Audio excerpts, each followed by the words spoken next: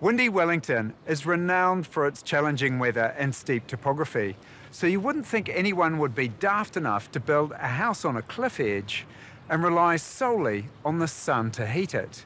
But one daring young couple are doing just that.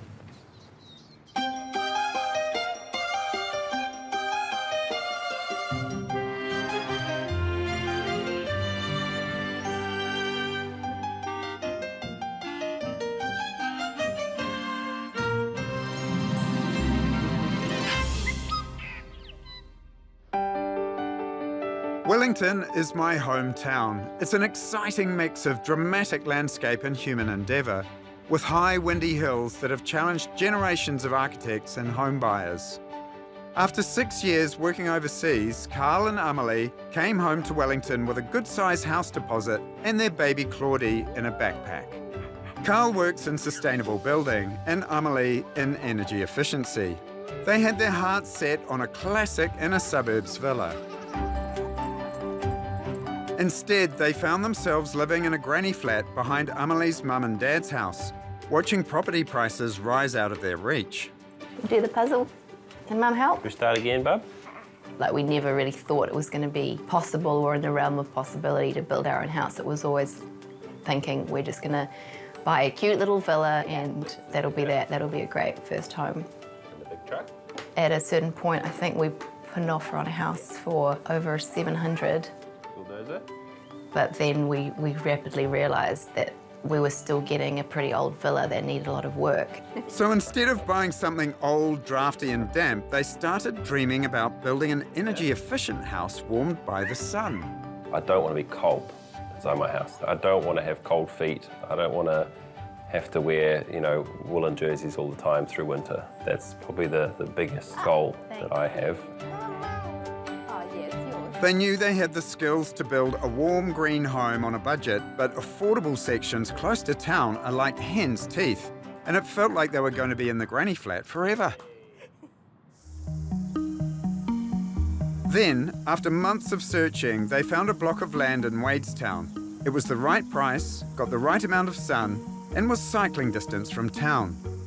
There was just one problem. Looks suitably intrepid for Wellington. Don't know if the average person would build here, though. The site has already beaten 2 previous owners because it's so inaccessible. It's down such a steep bank, the easiest way to get there is down the neighbour's driveway, but that only gets you halfway. This is crazy Wellington, and I know from experience how hard it's going to be to get tools, building supplies and machinery down here, let alone the groceries once they move in. A section this hard to get to must have been the right price. Hey, guys. Boy, your tiger's for punishment. Nice to see you. Nice to see you too. Hi. How are you? Wow, what a cracker. How did you find this place? This place is in our neighbourhood and we just sort of came across it, and Karl has a good friend who's an architect who came to look at the site.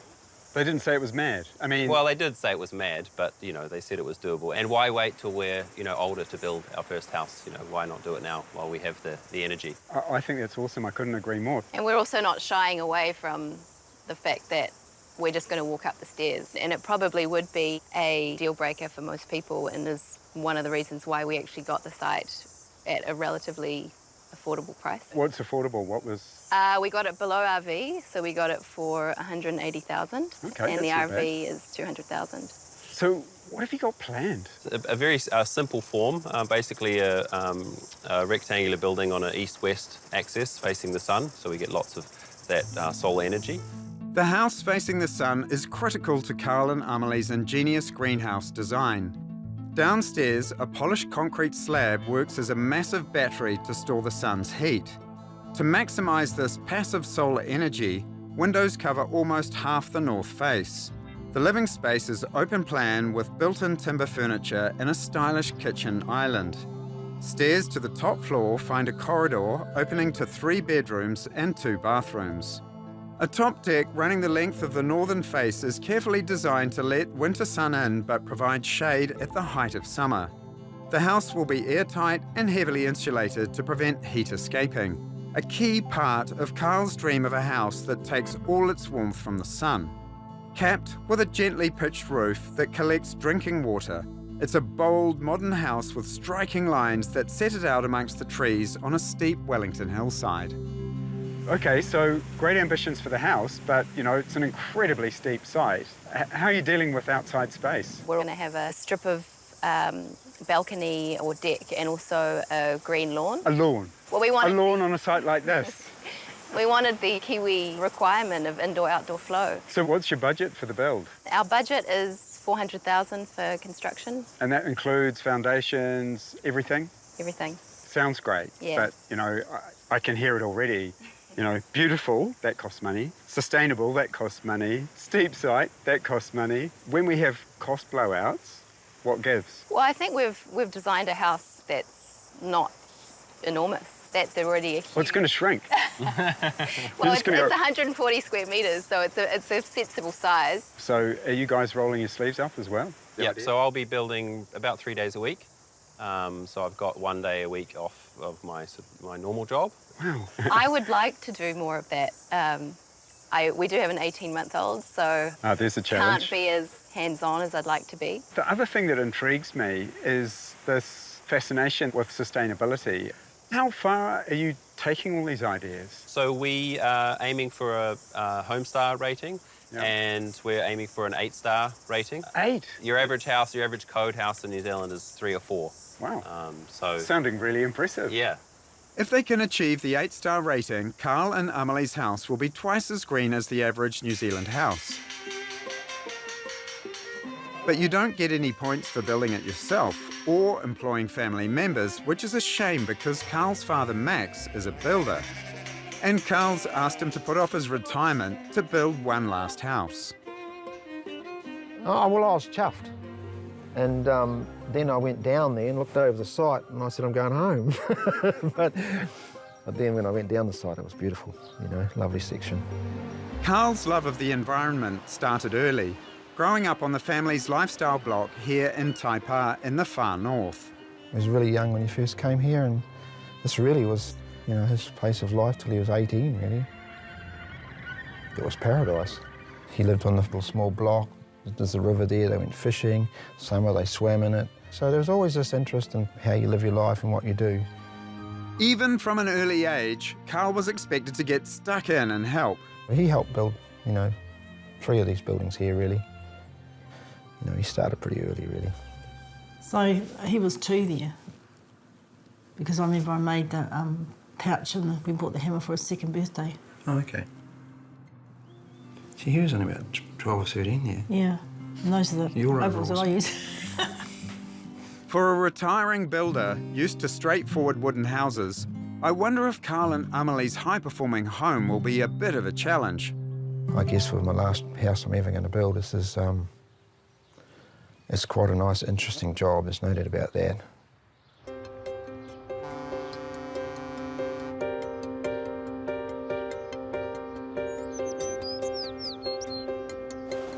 One of the biggest challenges with this site is getting things down to it. And Karl's kicking off this greenhouse build by doing the least green thing you can think of, hiring a helicopter to get the digger in and back out again. Of course, it's not just the environmental cost. The inaccessible site may have been a bargain, but this is an expensive way to kick off the build. I'm thinking the steps aren't wide enough. If they need a helicopter today, how on earth are they going to get other heavy building materials down there? Well, it was the easiest way to get it down there. Otherwise, you would have had to cut down a lot of trees and actually make quite a mess to get down there. So we made the call that this was the easiest way to do it. We'll try and offset the F-gas with some tree planting or something like that. Choppers are thirsty, but it takes a helicopter just a few minutes when a digger would have taken about 4 days to get in and out. It's an easy equation, though I suspect making the decision kept Karl awake at night. To get that 8-star rating, any energy used today will need to be balanced out later in the project. Most expensive 2 minutes of my life.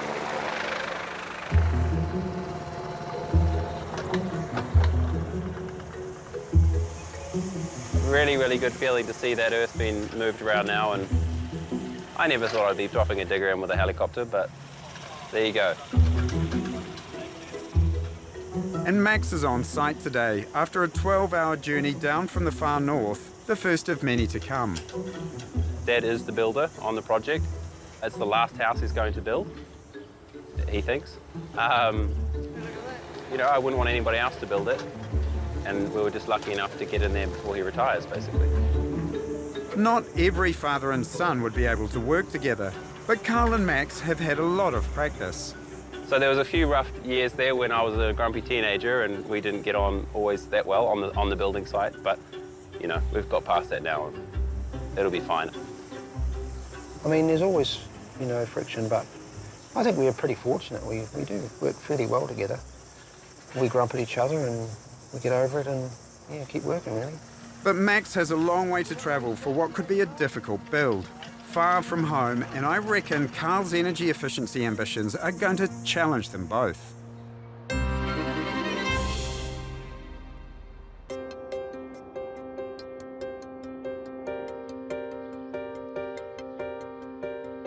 After 2 months getting the site ready, the concrete trucks are lining up to pour the all-important slab on Karl and Amelie's Wellington hillside section. There's a new set of stairs up to the road, but they're not going to help today. Again, the inaccessible site is causing problems. A very long hose is the answer, but it's not plain sailing. The complexity is that it gets blocked, and the pumping trucks most often would rather pump concrete uphill because it doesn't get air pockets in it. When it goes downhill, it gets air pockets and it can block, and then you've got to take the pipes apart, get the air out, and that's happened a few of the other times that we've pumped. And it's not just the concrete that's come a long way. We drove down yesterday on a straight run and it's like 12 hours drive. So it's quite a way. And we bought, you know, of course we brought down all our pumpkins and kumaras and potatoes and half a cow. So the car drove like a paper bag, I can tell you. 2 weeks ago we poured the foundations. That's all of the structural element, and then above that we have a floating slab which is sitting on 50 mils of climafoam insulation. This is no ordinary slab. It's designed as a big heat battery, storing the warm energy of the sun and radiating it back into the home rather than out through the walls or ground. So theoretically, they won't have to spend anything on heating. Now the build's underway, Karl's builder mate Tim is coming on full time. Easy. I've got the light end. He'll be working with Max when Karl's at work and Karl when Max is back up north for much needed R&R. It's a bit bigger job than I thought, there's no doubt about that. Mainly because of the insulation. It's like the footing, you look at it and think it's just an ordinary footing, but because we had to float all the boxing up off the floor, so it was all flying, it just took a lot longer. All that insulation means the floating slab is thermally broken, so that no part of the slab touches the walls or ground. This stops heat escaping to keep out cold and damp. The idea behind Karl and Amelie's concrete slab is this. Imagine the blowtorch as the sun and the pizza stone as the slab.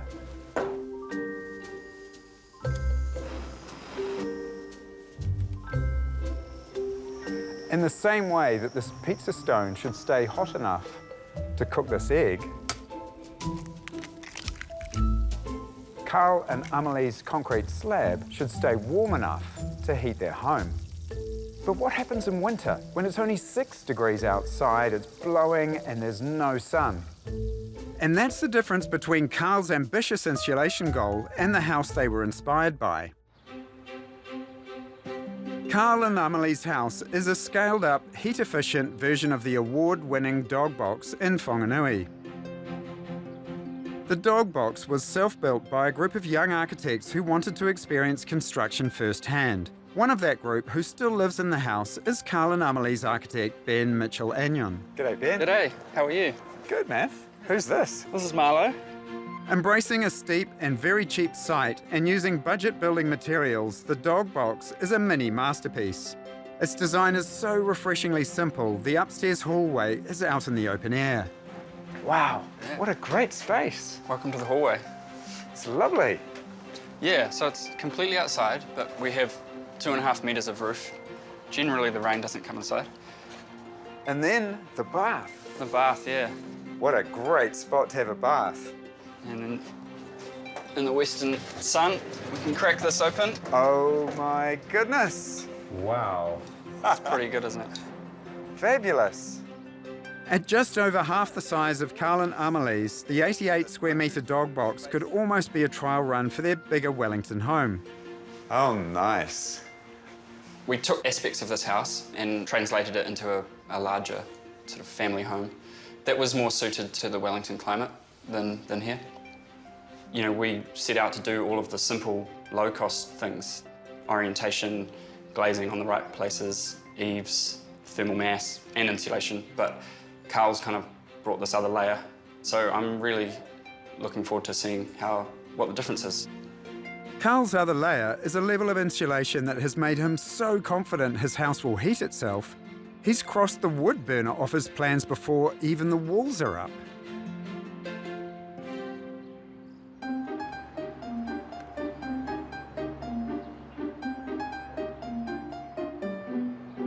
Wellington's sometimes described as a village, and today that village is coming to help shift over 700 concrete blocks down to the building site, where they'll be used to build the back wall of the house.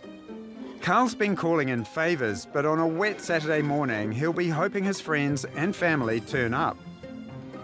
Amelie's father won't be able to keep this up on his own. I'm not sure if I continue to take two down.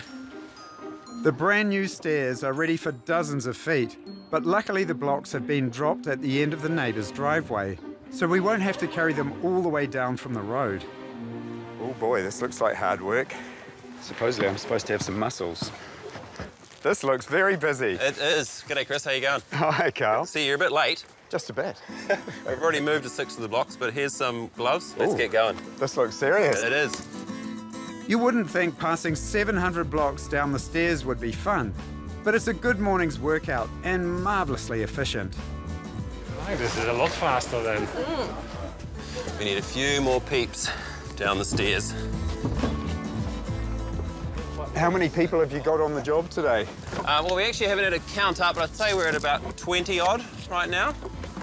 How on earth did you manage to rope all these guys in? Well, a lot of them hadn't been to site yet, so they didn't know what they were in for, actually. I knew that there would be certain days where sort of working bees would be the solution. Right. Much better option than using a helicopter to get So, these in. a good economic solution, free labour. Yep. And the great thing about doing it in the weekend is that Amelie's finally able to get her hands dirty. So how are your muscles holding up, Amelie? Not bad. Actually, I'm stronger now because I, carry our 2-year-old around. So. Oh, right. So is this the only way to do this, Amelie? To get all these big, heavy blocks down to your site? Yep. And also, we're so busy, it's actually quite a good opportunity to socialise, see our friends. I guess the thing is, this is just good training for you to carry the kids up and down, and probably also to carry your shopping. Exactly. 5 blocks to go. 4, 3, 2. That's the last one.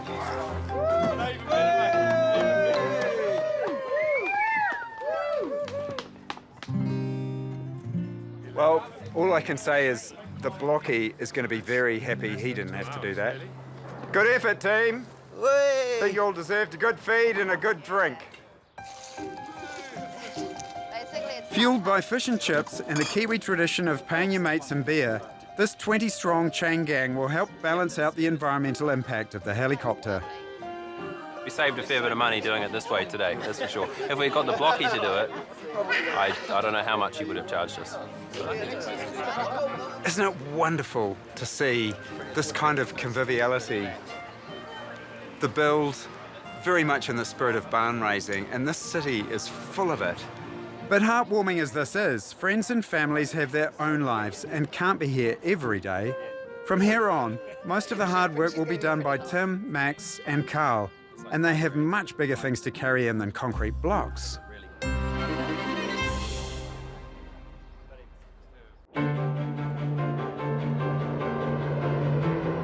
By late May, the block wall of Karl and Amelie's Wadestown green home is up.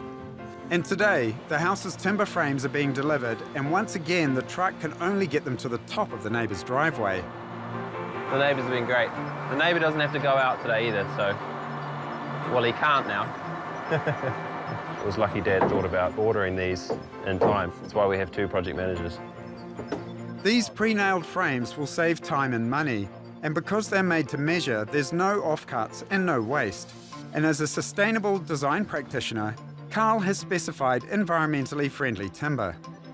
So I just took a photo of this imprint here, which is the emissions class, which basically means that they haven't added any urea formaldehyde, which is bad stuff and is found in lots of building materials. So for our Homestar rating, we just need evidence that that's what we used, and nothing beats a photo. On a weekday, there's no mates or village here to help, and no helicopter, so the real weight rests on Karl and Tim's shoulders. Okay, swing around, Tim. And up, up, up. Tim's good. He's been awesome. He's a very strong boy. Whenever we need to move something or grunt something out of the way, we put Tim onto it, and it gets done in half the time. Yeah, this one's definitely heavier. You got the heavy end too. You're tough. It's been good to have someone here to work with Dad and just keep things moving too, because I can't be here all the time. A few more like this, eh? Well, I've got one more like this and then the 4 big ones. Oh, great. It's a lot of work today. They're effectively carrying down most of the house. But with the prefabricated frames on site, the walls go up in an instant. The glue here is for insulation. Karl's energy plan relies on a completely airtight house. I'm being very pedantic doing that, but it just means that every little crack is sealed. After all the complicated groundwork, this must feel like a real win. Very happy. Yep. Yeah. You see, buddy. We're pretty chuffed, really. It's great seeing Karl and Max getting on so well. And if they can keep this pace up, the house will take shape in no time. I can't wait to see it arguing for space among the trees. Having felt a bit left out of the build, Amelie has decided it's time to get on the tools. She's enrolled in a night school class to hone her woodworking skills. I've been desperate to get my head stuck in. A swing is a great first project. It's not permanent, and baby Claudie will love it however it comes out. It's also good to take a bit of time out from the week to do something that's for me, just for me, but is also kind of helping the house as well. And that kind of sense of satisfaction of doing my bit. Amelie's also taking on more visible parts of the fit-out, a daybed and floating shelves for their living area. Karl will be looking at these every day, so there's more pressure to get it right. Well, I was hoping to use that. Yep. To drill the holes? Yep. Yep. So We're a bit tight on funds, and we got quotes for things, and we decided that we'd do it ourselves. But that's what really motivates me, is when it ticks multiple boxes. It's fun, it's useful, and it saves money. I knew that Karl had skills that I didn't have, but I'm trying to learn new skills so that I can take on more of the build and have fun with it as well, because I think I realised that I do actually really enjoy making stuff. Karl wants to do it himself, plus with me and with Max, so that's the team really, Max and Tim, and Karl and me. I admire Karl and Amelie for wanting to do it all themselves. But with day jobs and a small baby, I don't know where they get their energy from.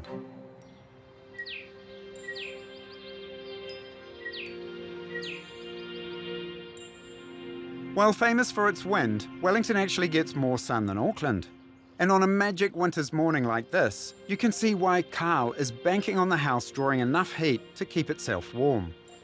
What we have learned about the winter is that we get amazing winter sun, which we knew was there, but it's nice to be able to see it once the building actually comes together.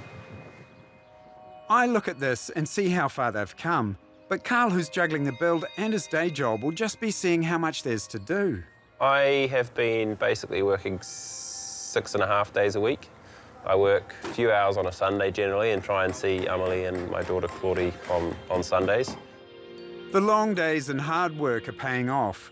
With the block wall backfilled and a lot of the retaining done, But August isn't traditionally a dry month in Wellington. I think once the roof's on, I'll be much more relaxed.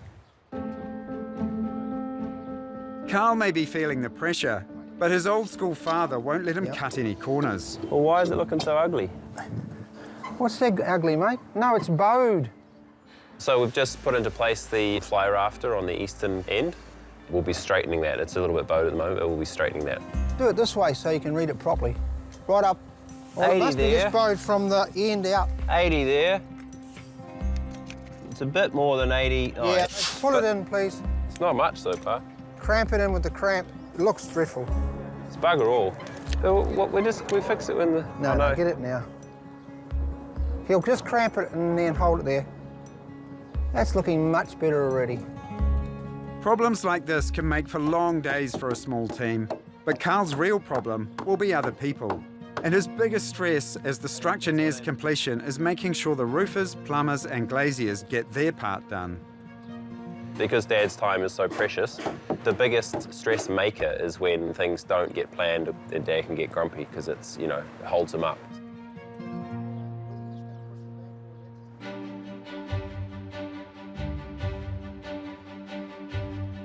After 2 months' hard work, it's almost time for the roofers to come in. Wow, it's a house. A new skin of eco-friendly plywood is both structural and an extra layer in Karl's war on cold and damp. It looks like there's been serious progress, so I've come to find out how the small team are getting on. Oh, G'day, guys. G'day, Chris. Nice to see you. Nice to see you, yeah. And tell me, how's the father-son thing going? Have you learnt a few things, or...? No, it's been great. We just worked away, really. Yeah. We shouted at each other a bit yesterday at lunchtime, didn't we, Karl? But, you know, we got over that and... We don't hold on to our grudges for very long anymore. What do you mean, anymore? Well, like when I was 16, I'd get grumpy and stay grumpy, but now I just it's okay. What about you, Max? Are you enjoying it? I have enjoyed it, but it's sort of wearing thin, you know, because we're missing home. Really? But no, it's fine. We're going to go home for quite some time this time. We'll go away in 2 weeks. We'll have the roof done. I mean, Karl can do the cladding. I don't need to be here. And how are you going budget-wise generally? We're a bit over. What's a bit? A bit. Come. Come on, out with it. I can't, you know, I'm not sure yet. You're hiding it from me. Yeah, well, I mean, a few things ran over, like waterproofing the back blockwork wall. It was more expensive. I hadn't really thought that wasn't really in the budget. It was missed? It was missed. Wouldn't that be like... Oh, it was just, you know, it's a few grand, but it's... Yeah. Right. It hadn't been included, so that was a little bump.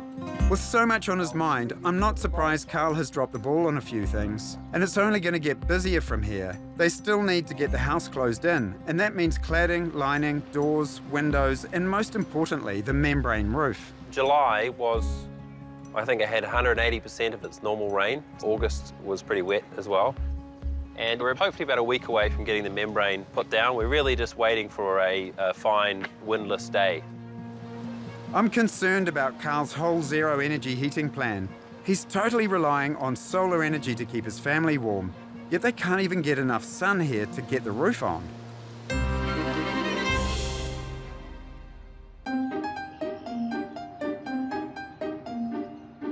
It's spring, and Karl and Amelie's Wellington home has come a long way. After a terribly cold and wet winter, the membrane roof is finally going down. While it looks like laying lino, installing the membrane is far more critical. With just 2 sheets covering the whole roof, they have to be perfectly lined up. If you're 5 millimetres out down that end, by the time you get up to this end, you'll be 55 millimetres out. So it's got to be aligned correctly right from the start. And there's no second chance. Once it's stuck down, it stays stuck down. That's all there is to it. Certified safe for drinking from, this roof gets Karl additional home star points for harvesting rainwater. End of the day, and we're finished. So we're quite pleased. That's a very good day's work. And it's a good roof, and we're going home now. With the house roofed and clad, it's starting to feel like it belongs here, so Karl can finally relax. Apart from doing the spouting and the little edges around the side, the roof's done. So it's a pretty big step. It's a pretty big moment.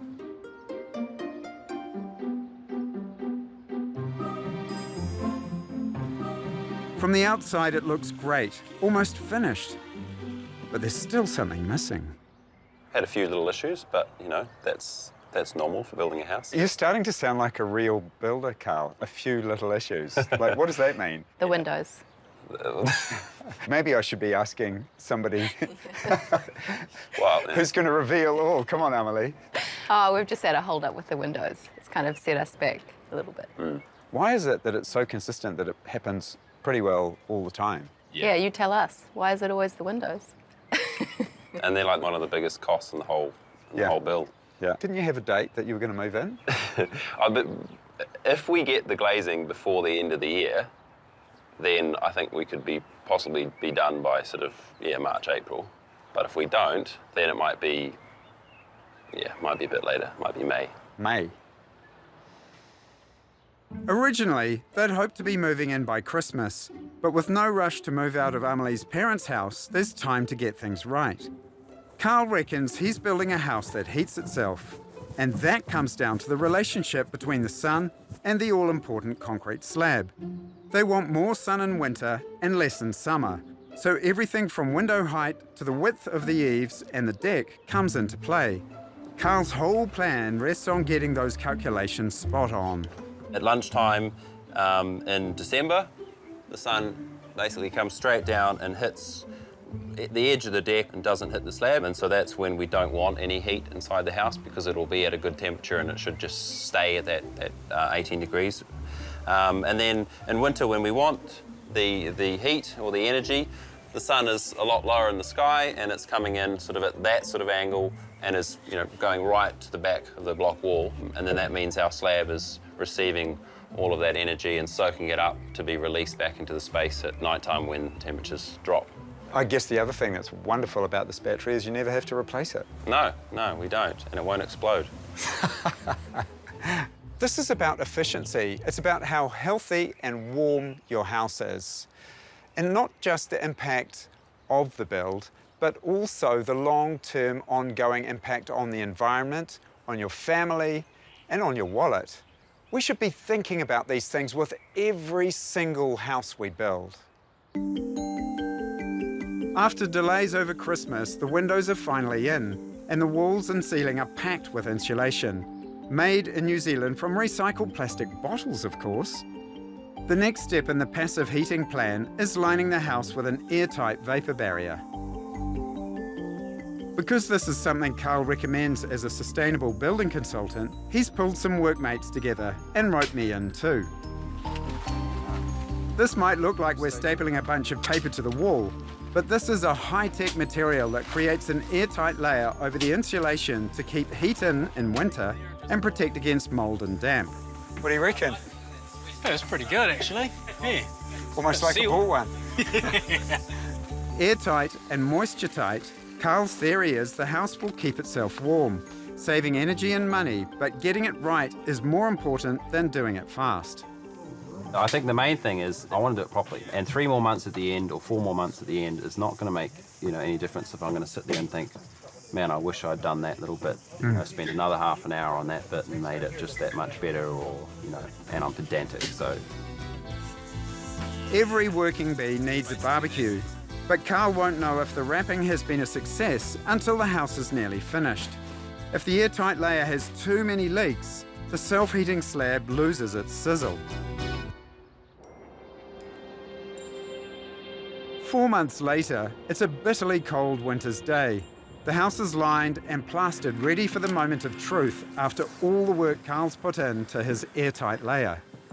the blower door test pressurises the house and tests how airtight and how much air we're going to lose. Right now we've just installed a false door and it's got a nice big hole in it to put a ginormous fan in it. For the ambitious energy plan to work, the house must be almost airtight to keep itself warm. So the blower door test sets up a vacuum to look for holes. If the house is airtight, you're not losing any heat through drafts or anything like that, and you can basically, you can control it. Let's go find some holes. Any hole in the airtight layer means Karl's house is sucking in cold air. The smoke puffer gives him a last chance to identify and fix the leaks. Power plugs are a big one. In Wellington, where we are, it's really common. You can feel air coming out of your plug sockets. It's pretty horrible, to tell the truth. We're going for below 1 air change per hour, and your average code-built house gets to about 5 to 7, and could quite easily be a lot higher than that. Yep, that's taking samples. Okay, all right, so turn it off. Yep, turn it off, and this is the moment of truth. It really is. So, at 50 pascals, you're at 0.8. Well done. Nice one. Yeah, no, I'm very happy. No, that's great. You're a very humble man, I must say. Getting below 1 is absolutely phenomenal. The result is a huge win for Karl and reinforces his decision not to have a wood burner. We're just going to have 2 small heaters, about an 800 watt downstairs and an 800 watt upstairs. That's the goal, hopefully. But we can always put the fireplace in if we need to in the future, but we probably won't.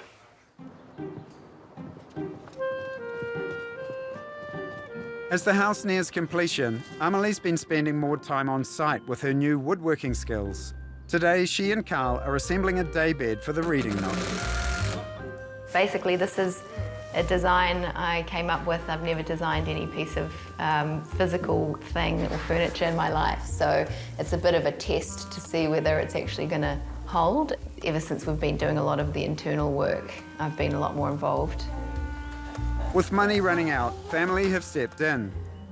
Amelie's parents have been painting the interior, and today her mum has brought Claudia in to see mum and dad, while she gets a quick coat on the stairway. It was actually my mother's idea to do it because she loves painting. So my 71-year-old mother and my 75-year-old father basically painted the whole house. Karl's grateful for the help, but it seems like the energy he's used building this energy-efficient house has left him exhausted. I mean, for me, it's just last month. It's that final push, and I'm a little bit.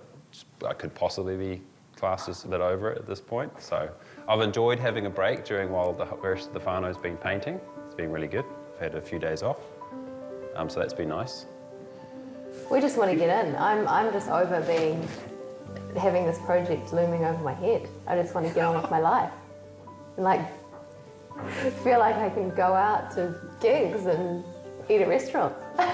You poor thing. To see a young couple crafting their first home side by side is everything I love about building. But in a house designed to keep itself warm, the woolly hats are a bit of a worry. If they're still this rugged up when they move in, all the effort could have been in vain.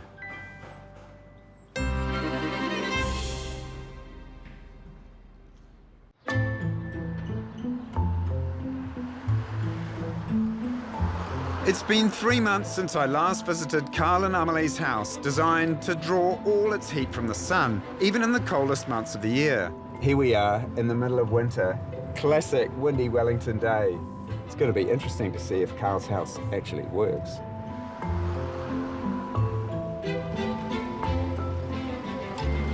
I really hope they have pulled it off, because this project has been ambitious right from the start. An excessively steep site with over 100 steps as your only access. Wow, looking very sharp. Hi, Chris. Welcome. Lovely to see you. You too. Wow, you guys have been busy. What a refreshingly simple design. I love the way they've turned economic materials like scaffold poles into a bold modernist screen. It's looking so beautiful. Can't wait to have a look inside. Yeah, we're really happy with it. Come on in.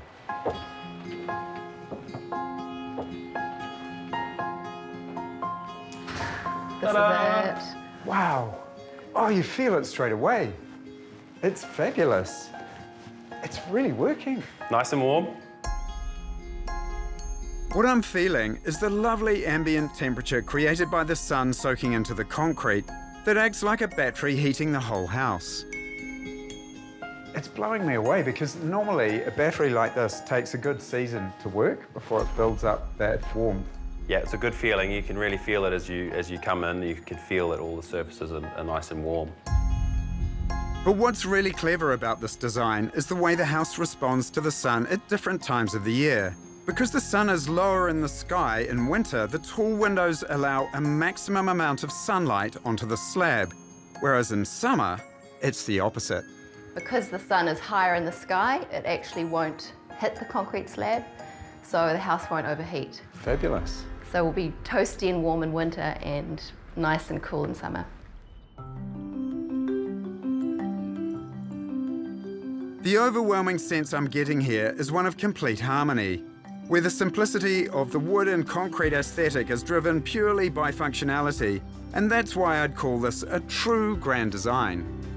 I love the fact that it's just this wonderful, big, singular space, but then it's divided into this series of different rooms almost by the buttresses. The concrete buttresses create clever micro spaces. Here, Amelie's made an office nook, a daybed, and a little desk for 3-year-old Claudie. It's the first thing Claudie ran to when she came into the house, and she had her breakfast there and she had her toys there. It's been an excellent benefit of the design that I sort of mocked up halfway through the build. It looks absolutely gorgeous. I think it's really cute. Gosh, take me up to the stairs.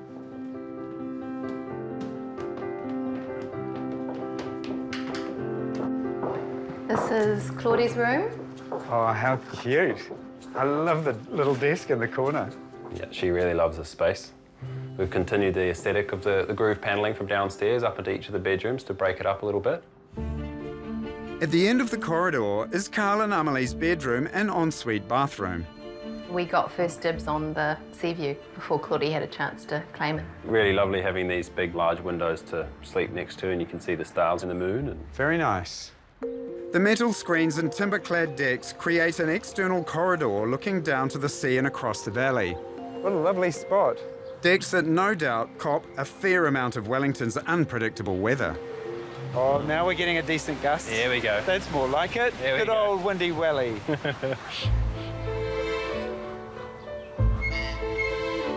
You guys have utterly blown me away. From the beginning, you two both felt very committed to rolling your sleeves up. Have you looked at numbers at all in terms of the sheer amount of hours that you two have done? yeah, I think 2,500 hours, probably. That's a few. Yeah, that's a few. And Dad was here for 20 weeks. I was here for all of those 20 weeks.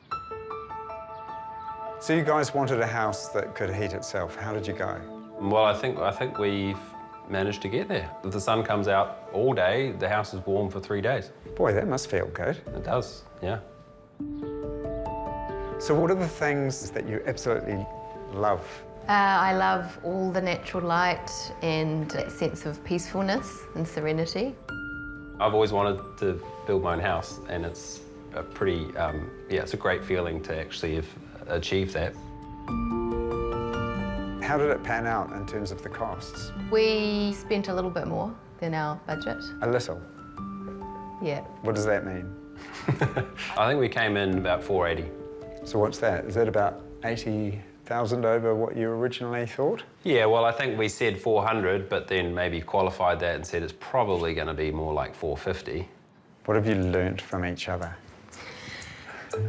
I've learned that Amelie can spend a lot of time looking at lights.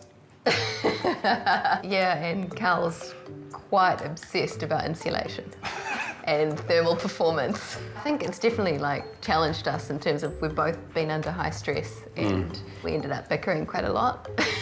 But then, sort of bickering and then be like, oh, sorry. But knowing in the scheme of things that it was just, it was a passing phase and that we were doing something really cool together. So does that mean that you would do it all again? No. We wouldn't do this project again.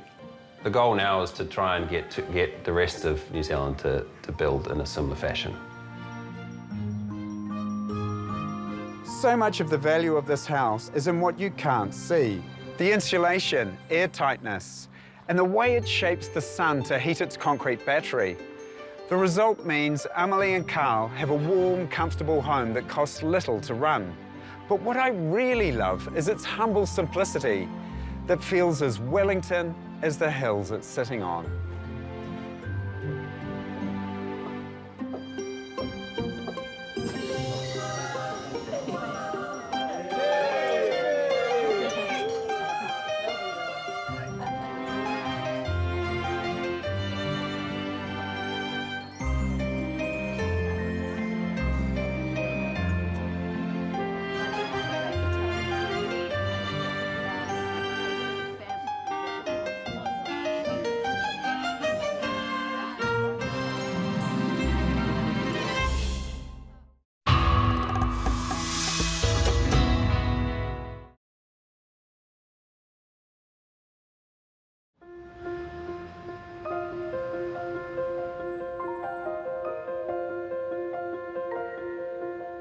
I'm often struck by how much work has been done in the Christchurch earthquake rebuild, but there's still so much to do.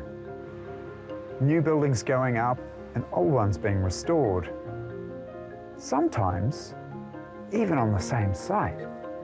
Now that can be really tricky.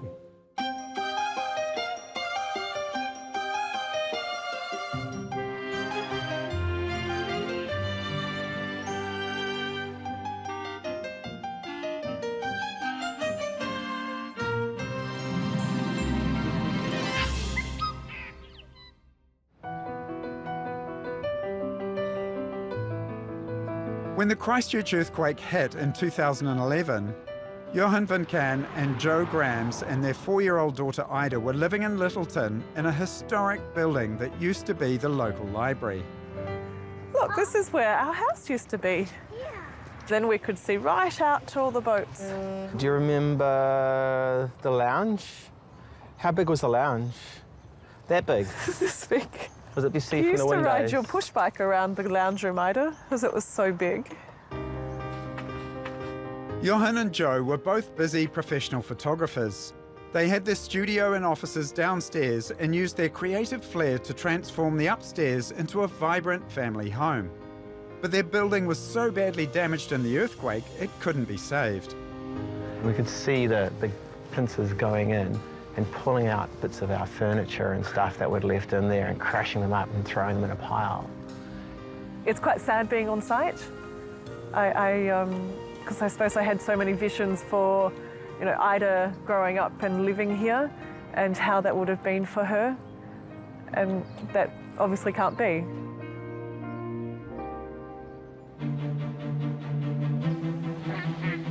After the earthquake, the family took a break overseas, but when they returned, Johan and Jo fell in love with another historic building, the Red House on Cranmer Square in central Christchurch.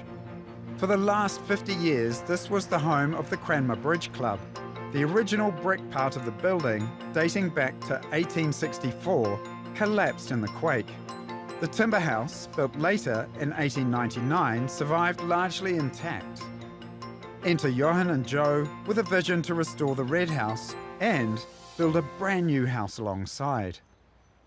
Hey, Chris, we're up here. Come and join us. What are you guys doing up there? Oh, man. Come on up. So quite spectacular up here. This is crazy. This is where it all started. We had our first meeting with our architect in this tree. We didn't want somebody who was thinking in ordinary ways. So you dragged your architect up here, and then what did you ask him to do? We've got this heritage building, and we're building this brand new building next door to it. We want to keep this old building, preserve it, and we're adding on this new part, which is more of an expression of ourselves that respects the old part, but has its own identity. The main entrance to this unique property is through the Red House. Here, just like Littleton, the couple will have their own professional photography studio. Business space continues with an exhibition gallery showcasing photographs, plus a client entrance and a front office. There's also living space, including a state-of-the-art kitchen opening onto decks and a private garden. On the first floor, across a suspended walkway, is a spacious lounge on one side, and on the other, bedrooms and bathrooms. An elegant spiral staircase leads up to a private art gallery, outdoor living space, and a cosy little reading nook. Windows feature dramatically in the new build, flooding the interior with natural light. Facing Cranmer Square, the curved timber facade reflects the shapes of nearby trees, and running through the middle, a blade wall gives each building its own space, while at the same time juxtaposing old and new on the same site.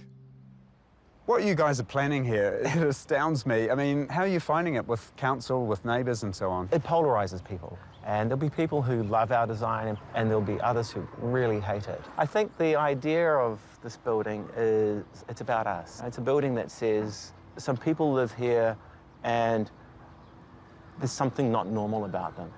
Most of our friends have told us that we're absolutely crazy. We'd be far better in pulling our money out and going and building a little batch on the beach and living a very healthy, sustainable life. But what's the fun in that? While I admire Johannes and Jo's enthusiasm, I'm picking it won't be fun trying to get the necessary building consents for this landmark property. The Red House is part of Christchurch's cultural heritage. It was designed and originally owned by one of the city's pioneering architects, Samuel Hurst Seeger.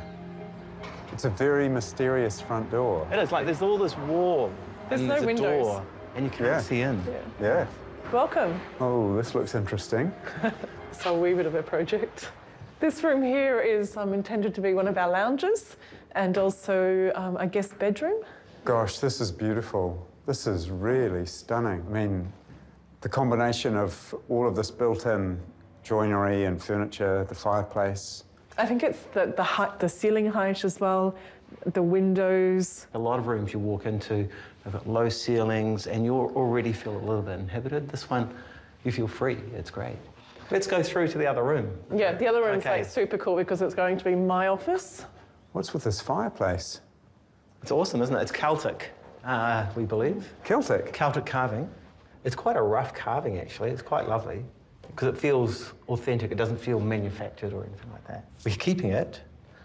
What I would love is, because we have to take all the bricks out of here, I would love that we could actually have this as like a secret panel to the gin bottle. But this is Jo's office. This is Jo's office. You're funny.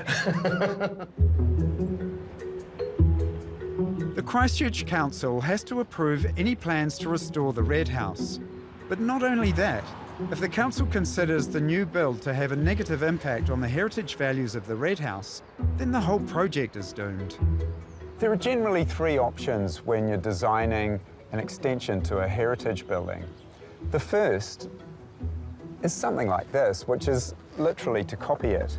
But councils generally don't like that because it's pretty confusing which one is the original. So there's a second, sympathetic approach, which takes its cues from the original, things like the slope of the roof, the proportion of the windows, and it's often seen as the safe option. And then there's a third option, which is much more radical, something like this, which clearly shows that each building is its own personality and supports and embraces the original while at the same time doing something completely different for the new build. It's a creative risk. It's by far the most problematic and the hardest to argue with council. I'm incredibly excited by the fact that Johannes and Jo have chosen for this because it's certainly what I would do.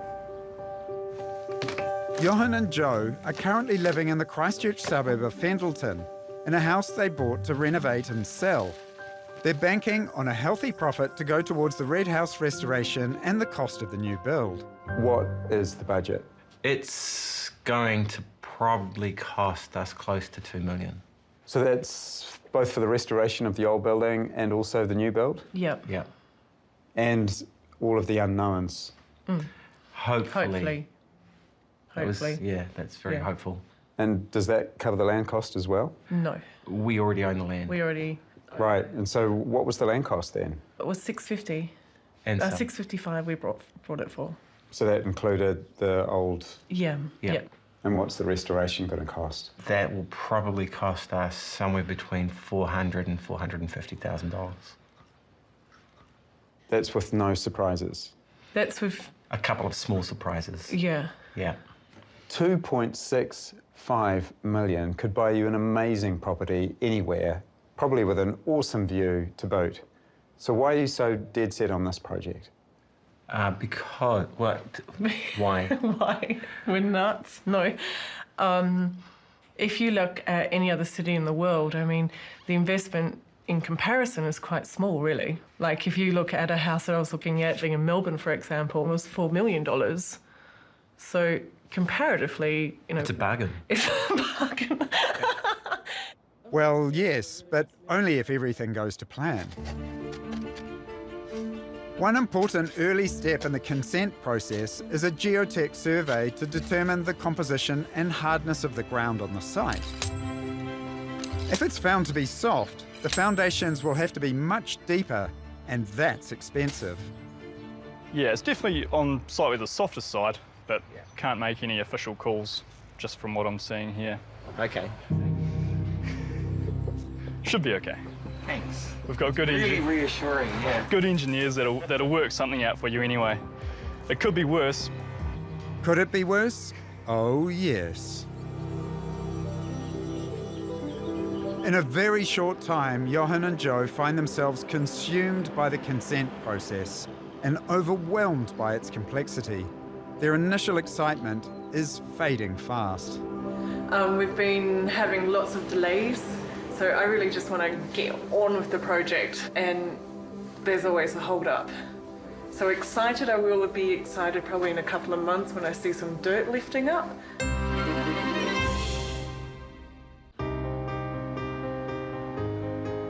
It's been almost a year since I first met Johan van Kaan and Jo Grams to discuss their ambitious plans to restore the landmark Red House in central Christchurch and build a modern house right alongside. They want a fresh start after losing their home in Littleton in the 2011 earthquake. But the new project has been held up by a very complicated consent process, and keeping motivated is very tough. Someone asked me the other day, is this your dream house? And at first I struggled to answer that because I already had a dream house in Littleton. That was our dream, and that was obviously taken from us. I never wanted to build. I never saw myself building a house, but I'm forced to, so I'm trying to make that into the best possible thing I can. Although letting go of the past is an important part of moving forward, the couple are holding on to a few things from their old house. We have the doors from the Littleton building, which somehow I want to incorporate into the interior of the building, but there's lots of bits and pieces in here that we were able to salvage, which, we'll use in some form. What I think will help Johan and Jo a lot in this project is their passion for heritage buildings. For the last 2 years, Johan has been employed as an official photographer, documenting the restoration of the Christchurch Arts Centre, a hub of heritage buildings smashed in the earthquake. Well done. Thanks. Looks amazing. Woohoo! The thing about old buildings is they do come with their own stories and their own past, and the more you perhaps reveal different layers, the more the stories become important and the more interesting they are. I love their stories. Without knowing your history, you really don't have anything, do you? Part of the process of getting consent for the Red House restoration is taking photographs of the existing features in detail. Of course, Johan can do this work himself with the advice of heritage architect and consultant Dave Pearson. I think it's very brave of Johan and Jo to take on a project like this. They should be applauded for what they're doing. This, to me, is a really important building in Christchurch. It is a really significant building, and I think I'm really pleased that it will be restored and reused. Dave's preparing a report to Council on the proposed Red House restoration, and crucially, on how its heritage values could be affected by the completely different new build alongside. My first reaction was, I was a bit surprised, I have to say. I guess I probably would have expected something to be more akin to the original building, but as I got into it, I could see why they wanted to do it, and and they were making a clear statement. Dave sounds encouraging, but his report could make or break the whole project.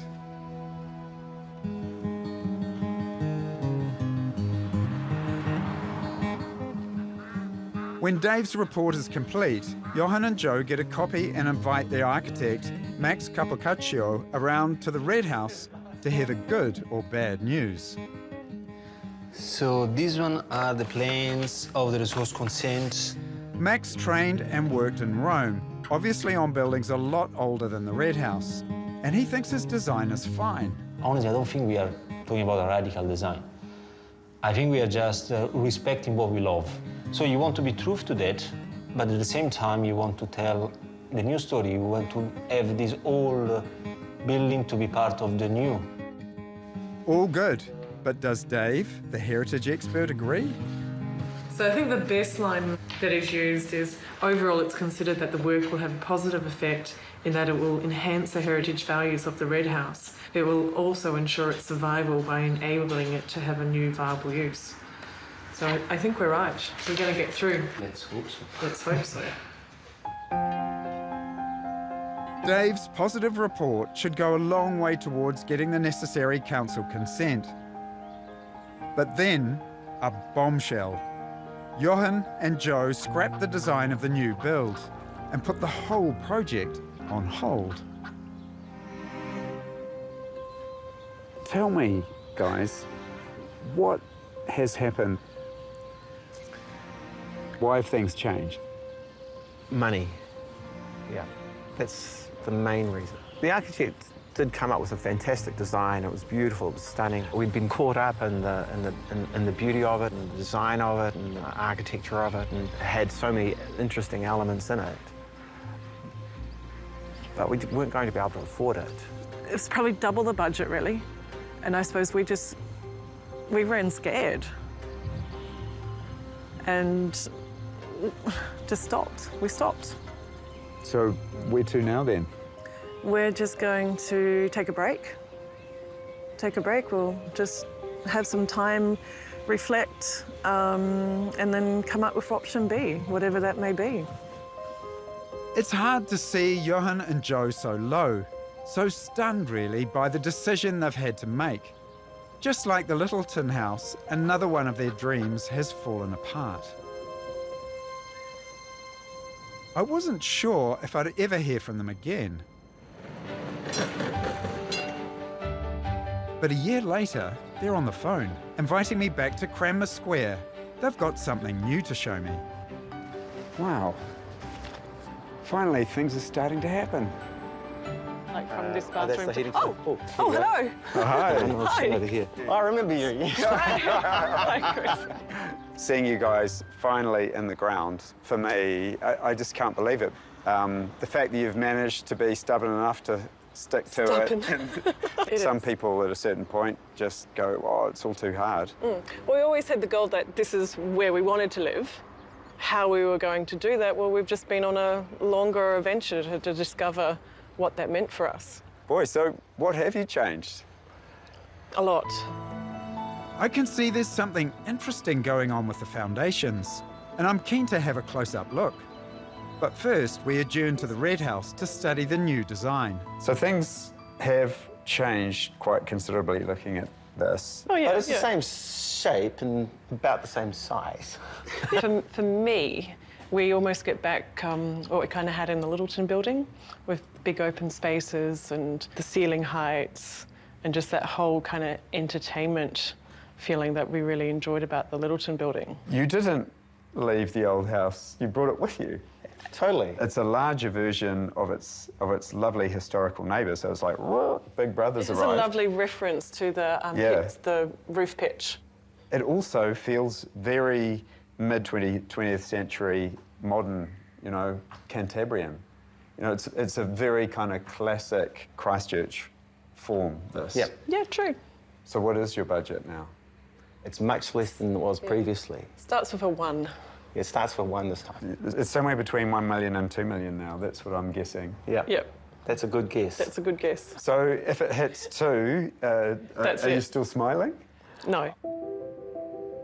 I have to say, I loved Max's original design. It was distinct and exciting. By contrast, this new one is quite conventional, and there's a lot of open space that will need clever and bold interior design. It's a canvas, if you like, for this creative couple to express themselves. I know they have no shortage of bright ideas, but what they have to do is focus on turning them into reality. Then this project will be really special. They've already been clever in their choice of foundations. This is a system developed in Christchurch that sits above the ground, not in it, and can be re-levelled if, for instance, it's earthquake damaged in the future. What I'm standing on is a new jackapple slab. So there are actually 2 concrete slabs. The lower one sits on a metal foundation on these spongy Christchurch soils. And if there's a future event, the top one can then be jacked up using these things. And additional material can be pumped in between the 2 to stabilise the building. Apparently, you can keep doing it. With the first slab already in place, the second slab is being poured. This slab also contains the underfloor heating pipes. In fact, another big advantage of the jackable slab system is that it offers a high level of protection to services, such as electricity, water and sewage. Do you know when this roof got put on it? I'm also really pleased that Johan and Jo have found the right builders for this special project. A father and son team right into restoring heritage buildings. With the owners, you know, we just click straight away, really. Yeah. It's funny, some people, there's a bit of distance before you get warm to them, but they're warm, passionate people, and we felt that, and they felt that from us. So what are some of the challenges that you see in this build? I'm really looking forward to doing the finishing on the heritage part. Heritage, I love heritage stuff, you know, it's got old skills, old joining, old finishing. As far as a builder, you know, these are the jobs that you dream of, you know, it's my dream job. This is really, tickles my fancy.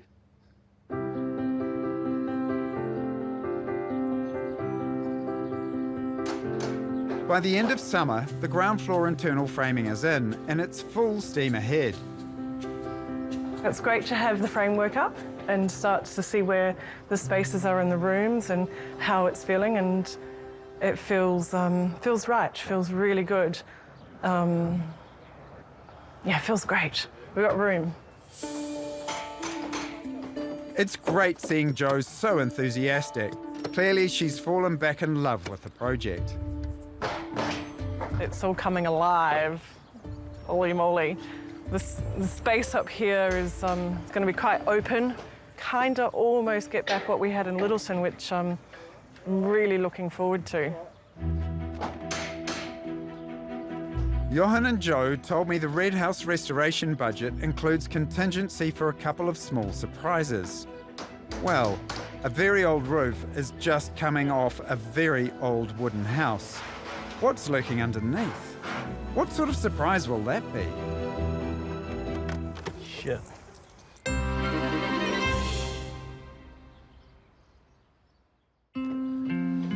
It's a moment of truth in the Cranmer Square project in Christchurch. The old roof is coming off the old red house. And they've found Bora. Shit. A nightmare in old wooden buildings. The little blighters eat straight through the wood, leaving it a crumbling mess. Kerry, what do you think? Probably the ones that are really shot we can replace. All they can do is hope the damage is not too widespread. The heritage principle is to do as much as is necessary, but as little as possible. You need to know where to stop and where to start. Fortunately, a careful check finds only a few boards needing replacement, and the work goes on.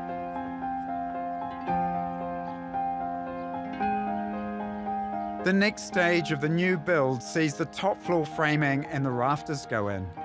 The builders are making good progress, but would be doing even better if it wasn't for Johan and Jo making changes. We looked at the plans and said, oh, that's not quite right, we just need to sort that out. For example, above the window that's immediately above us here, we've put a little mezzanine floor.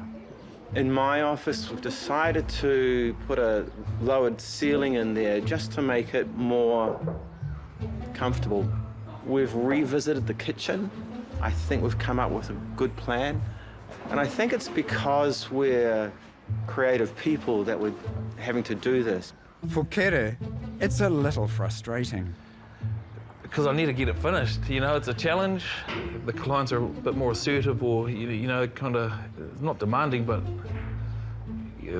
they see what they want to get finished and you kind of have to give what they're wanting. Yeah, so in terms of me dealing with that, that's new for me.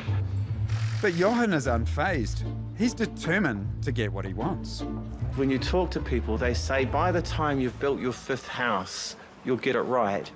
Well, we're trying to cut out a few of those builds and do it in this build, even though it's taking longer and is a little bit more expensive to do it that way. We're ending up with more of the house that we want. The couple have now sold the Fendleton property they were renovating to raise extra money. But they're still paying rent, so they're very keen to move into Cranmer Square. So yeah, we keep saying Christmas. This Christmas, yeah.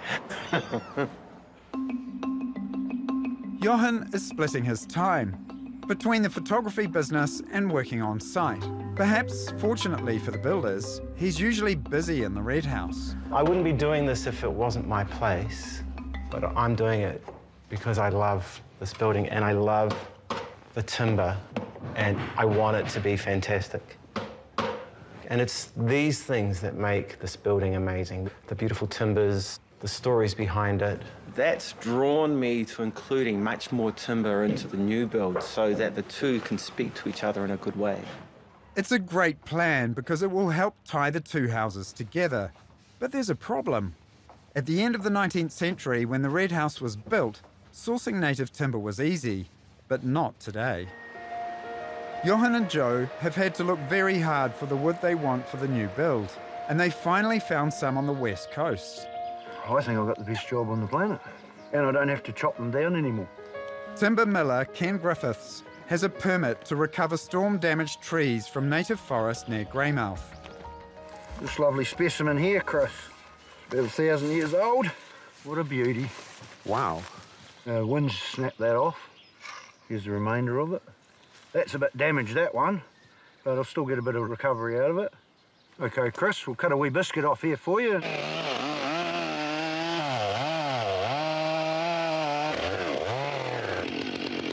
There you have it. It's been down a wee while because she's not even bleeding. Usually it'll bleed just around there. Right. Sometimes you can hear them screaming when you're cutting them. You're a hard man, aren't you? I love the texture of these trees, you know, the way that it catches the light. It's just like gold, isn't it? Oh, I think it is gold, Matt. Now and again, Mother Nature gives up a little bit for us to take.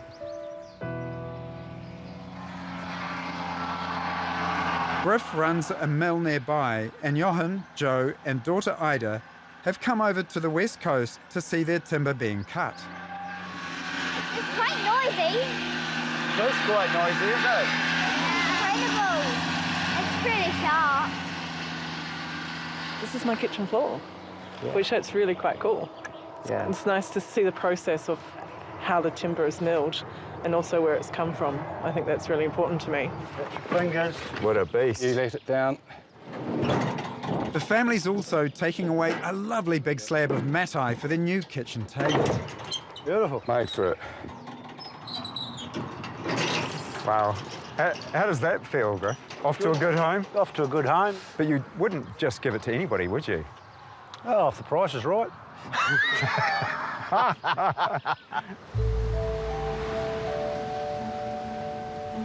It's been a very wet few weeks in Christchurch, and that's held up the roof going onto the new build. And that set the project back. I get frustrated with the rain because it's been raining a lot and water gets into the wood, and I really want it all to be dry and closed in. I can't wait for that to happen. And I think it's probably about 2 weeks away. Yeah, or 3, maybe a month. I don't know. The weather compounds the problems facing the builders, trying to cope with the creative demands of Johan and Jo and facing delays on several fronts. Well, engineers changes, hold up at the council, just getting amendments, and yeah, just a lot of little things adding up. What it adds up to is a standstill. The builders are forced to pack up and leave. When they'll be back, no one can say.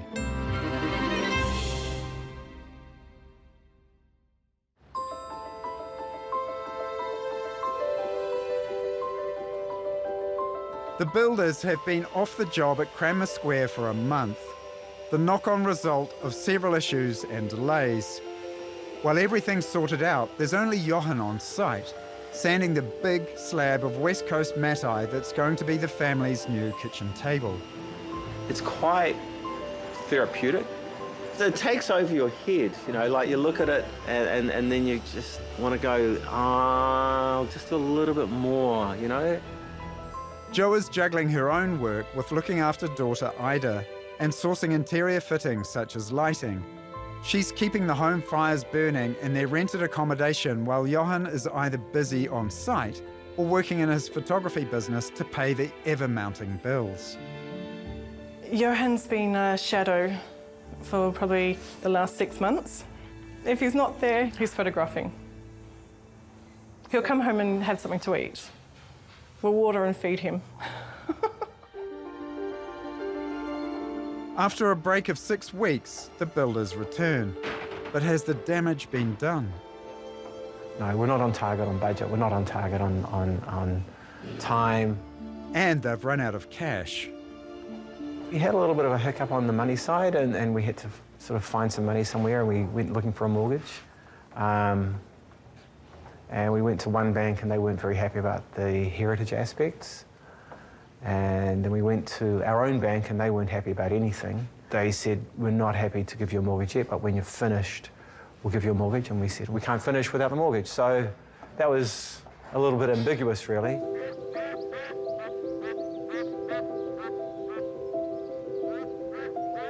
After the wet autumn, it's been a mercifully dry winter and early spring.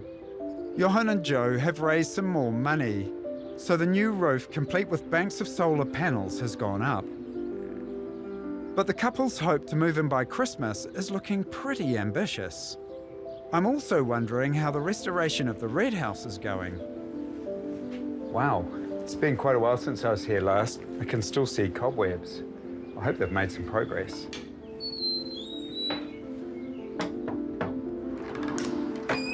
Hi. Hey. Welcome. Nice to see you. You too. Welcome back. Yeah, welcome back. Still looks like a bomb site, frankly. But they're doing wonders with the old doors from their Littleton building. They're absolutely exquisite, Johan. And the timber's lovely. We've had them stripped back, and we're just about to do some oiling. I might need a hand. Now you're talking. Would you like a roller or a brush? Oh, brush. So there's. I'll let you start. I won't even give you instructions because. And they said to do it very thin. I'm watching you closely, Chris.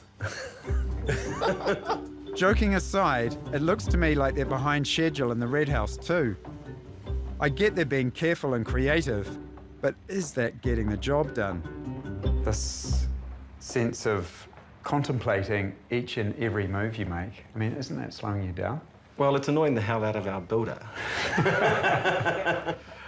But we do think about this place a lot because this is going to be a place for a long time.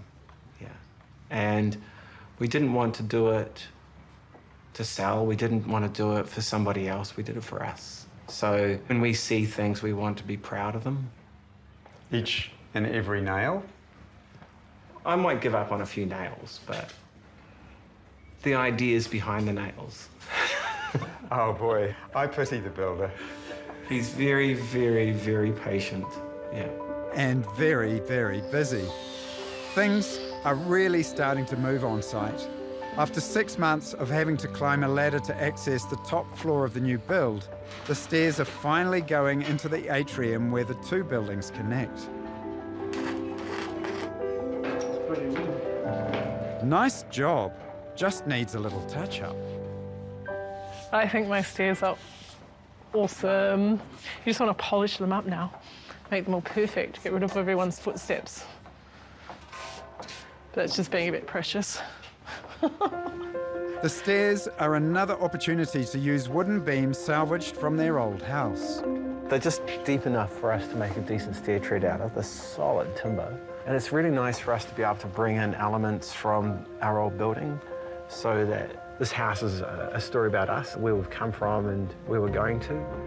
The couple also want to elevate the stairs to a work of art, and Jo has asked the welder to save any leftover steel. So I've asked him to collect a whole heap of scrap kind of steel that's lying around, and then we're just going to attach all these fins as such right up the staircase and onto this back wall here as well. It's just wicked. Wow. Moving into the new house for Christmas is still on the cards, according to Johannes and Jo. To be fair, no one else is quite that optimistic, but everyone is working flat out to make it happen. It's crazily busy here, it's nuts. Amidst the craziness, the Littleton doors that I helped stain arrived to be installed as internal doors in the atrium. So we've had to trim a little bit off the top and the bottom to make them fit into the space. We had them restored. They were in quite bad shape when they came out of Littleton because they'd been there for 120 years, so they'd been quite badly weathered, and they're really heavy. They're really, really, really heavy. But man, they're nice. Deliveries are coming thick and fast. Stove. Are you going to be able to get it past the scaffolding though? Jo's on a roll and loving it. So we've got the rancher delivered with my kick-ass oven. So exciting. And now we've got the fridge to pull in. Yay! Okay, fridge. The new stairs are getting a heavy workout. Is that the beer fridge? Johan and Jo have decided to paint some of the walls in the new build black. It's even black here in the master bedroom. I'm doing single roll, continuous rolls going up and down, so you've got no joints in it. Yeah. That's it. You got it. You're an expert. Expert. Do you think it's black enough? I am very happy. Very, very happy. It's a wicked colour. One of the inspirations for the black came from old photo albums. As photographers, we're always looking at these things. They have the black pages and then you see the photograph, but you actually never see the page, you see the photograph itself, and that's what we're trying to achieve in here. We don't want you to see the walls, we want you to see what we're presenting on the walls. Okay, in theory, I look forward to seeing it in practice. Something I can appreciate right now, though, are the wooden features going into the new build, inspired by all the different timbers in the red house. Watch out for the top. This is the huge block of matai they got from the west coast, lovingly sanded over many hours by Johan. Roll it over, shiny side down. Shiny side down. Yep. What else needs to be done to it? It needs a lot more sanding. I was still deciding whether I get rid of these black marks. These are all watermarks, but it's a lot of work. You going to help Dad, Ida? Do you like it? Yeah. Do you want to scratch your name into it? Maybe. No. The Christmas deadline is only days away and so much still has to be done. But Johan and Jo are determined to move in. They have to. They can't afford to stay in their rented accommodation. Budget, we've blown budget. You try to make it not happen. However, things always cost a lot more money than you expect. I'm completely overpaying rent, so we just need to draw the line and be here. Going to be in here in 6 days. Christmas Eve will be our first night.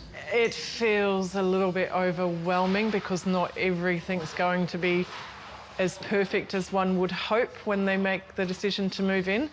But we've been trying to get in here since June, every month since June, and it's just been delayed, delayed, delayed. So we just need to draw the line and just go, we're coming. We're going to be on site and we're going to live in a bit of chaos for a couple of months, then that's just the way it will be. So have you packed? I haven't packed anything.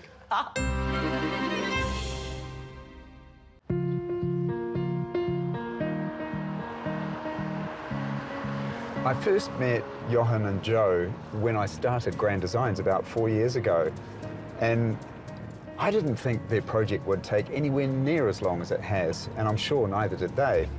But through sheer determination and a great sense of humour, they've managed to hang on to their creative vision. I wonder though, will it all be enough? Well, we're about to find out.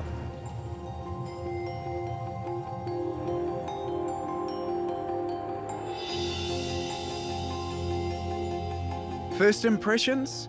Two complementary houses, but still very distinct.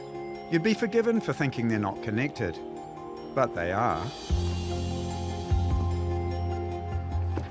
Hello. Good to see you. Lovely to see you both. Wowee. Congratulations, guys. This is gorgeous. Isn't it? I can't believe that I'm back here after all these years. But it's lovely to see the house in all its red glory. Yes. Come inside. Welcome. The main entrance is still through the red house, but its back wall is gone, replaced by an atrium that seamlessly connects the old and the new into one house. The two red house rooms have been transformed. One is the couple's photography studio, and the other is a guest bedroom. Gosh, this is lovely. I love the timber in relationship to dark colours. Yep. And where did the chandelier come from? That chandelier we rescued from our building in Littleton. The shakes were still happening and we pulled it out. It was fantastic.